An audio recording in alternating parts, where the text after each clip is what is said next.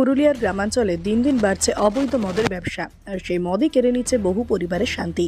মহিলাদের সিঁদুর, মায়ের বাবার কাছ থেকে সন্তান, যেন সবই গ্রাস করেছে এই নেশা। এই পরিস্থিতি বদলাতে এগিয়ে এলেন গ্রামের মহিলারাই। জয়পুর বিধানসভার মনিয়ালি অঞ্চলের এক গ্রামে আজ আয়োজন করা হলো এক অবৈধ মদ বিরোধী প্রতিবাদ মিছিল।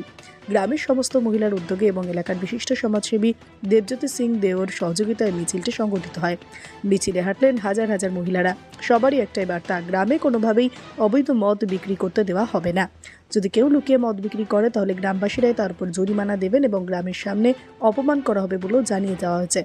মহিলাদের দাবি, গ্রামের প্রত্যেককে নজরে রাখবেন, গ্রামের ভেতরে মাঝে মধ্যে টহল দেওয়া হবে, আর যে করেই হোক গ্রামকে অবৈধ মদের হাত থেকে রক্ষা করতেই হবে।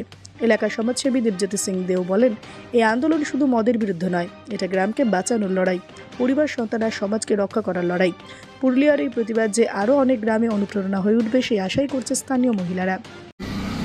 আজ আরসা ব্লকের একটি গ্রামে মহিলাদের ডাকে উপস্থিত হয়েছি এবং অবৈধ মদের জন্য অনেক মায়ের মাথা সিঁদুর উঠে যাচ্ছে এবং মায়ের কোল হচ্ছে নষ্ট।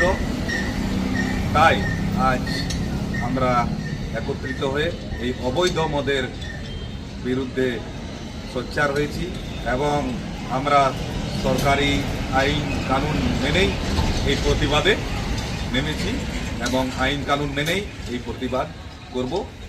ধন্যবাদ।